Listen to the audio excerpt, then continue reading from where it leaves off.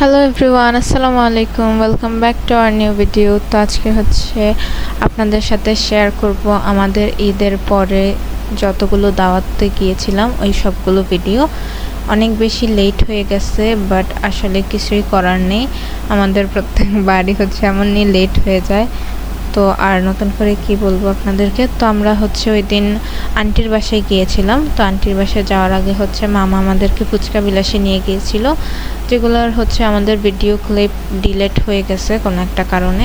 এই কারণে আর অ্যাড করতে পারি নাই। তো ওখানে মামা আমাদেরকে মানে ঈদ সালামের বদলে ট্রিট দিছিল সবাইকে, ফুচকা চটপটি। তারপর আমরা আন্টির বাসায় চলে গিয়েছিলাম। অ্যান্ড ওইখানে গিয়ে তারপর আমরা রাতের বেলা থাকছি অ্যান্ড সবাই মিলে হরর মুভি দেখছি। বাট এরপরের দিন যেহেতু আন্টির স্কুল খোলা ছিল, তো এই জন্য আন্টিরা আর বেশিক্ষণ দেখতে পারি নাই।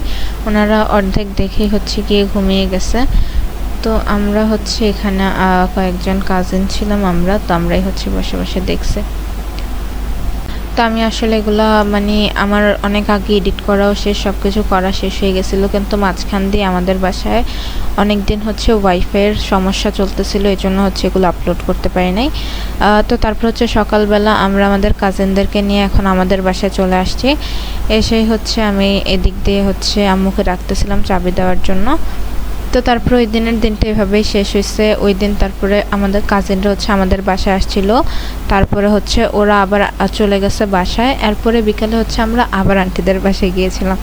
তো ওই দিনটা এভাবেই শেষ হয়েছে। তো তারপরে এটা আমরা এখন যাব আপুদের আমার আপুর শ্বশুর বাড়িতে যাব।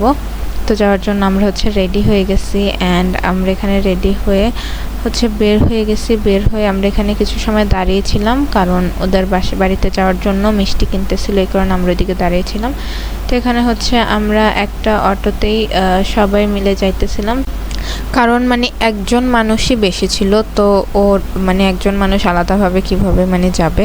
তো এই জন্য আমরা পেছনে 3 জন বসেছিলাম, আর এমনি তো আমাদের পেছনে 3 জন জায়গায় হয়ে যায়। তো এই জন্য আমরা ইজিলি বসে চলে আসতে পারছি। তো তারপরে আসার পরেই আমার বোনের মেয়ে শুরু হয়ে গেছে পুরো বাড়ি ঘুরে ঘুরে দেখানো। তারপরে ওদের অনেকগুলো হাঁস, ছাগল, মুরগি, ভেড়া সব কিছুই আছে ওদের প্রায়, এদিকে ওরা পালে। তো এগুলো একটা একটা করে দেখাইতেছিল, অ্যান্ড এগুলোর সবগুলোর আলাদা আলাদা নামও ছিল। তো যাই হোক, আমরা ওর সাথে ঘুরতেছিলাম। যতবারই ওদের বাড়িতে যাই এতবারই আমাদেরকে এগুলাই দেখায় ও বারবার করে। ওদের আবার নতুন নতুন তো আসেই ছাগল বাচ্চা টাচ্চা হয়। তো তারপর আমরা এখন ছবি তুলতে যাব। ওই দিন অনেক বেশি গরম ছিল, একদম আমরা ইয়ার মধ্যে গিয়েছিলাম, ওইদিকে যেই জমি থাকে ওগুলোর মধ্যে একটু ছবি তোলার জন্য যাব, ভিডিও করব ভাবছিলাম। বাট এত গরম ছিল, আমরা মনে হয় শুধু 10 মিনিটের মধ্যে ছবি তুলছিলাম। পরে মোবাইল গরম হয়ে অ্যালার্ট দিতেছিল, এই জন্য আমরা তেমন বেশি ছবিও তুলতে পারিনি। তো আমরা বাসায় চলে গেছি। এরপরে তারপরে এটা আরও ঈদের কয়েকদিন পরের ভিডিও, এপ্রিলের 6 তারিখের আগে মেবি। তো এর কয়েকদিন পর এপ্রিল 6 তারিখে আমার ফ্রেন্ডের বার্থডে ছিল। তো এই জন্য ওর বার্থডে ফটোশ্যুট করার জন্যই মেনলি বের হওয়ার কথা। তো এই জন্য আমরা বার্থডে ফটোশ্যুট করার জন্য এলিট প্যালেসের রুফটপে গিয়েছিলাম, অ্যান্ড ওইখানে আমরা বার্থডে ফটোশ্যুট করছি, যদি ক্যাকসারা বার্থডে ফটোশ্যুট। তো যাই হোক, তারপরে এটা আরেকটা দিনের দাওয়াতের ভিডিও। এদিন আবার আমরা আপুর মামা শ্বশুরের বাড়িতে যাব।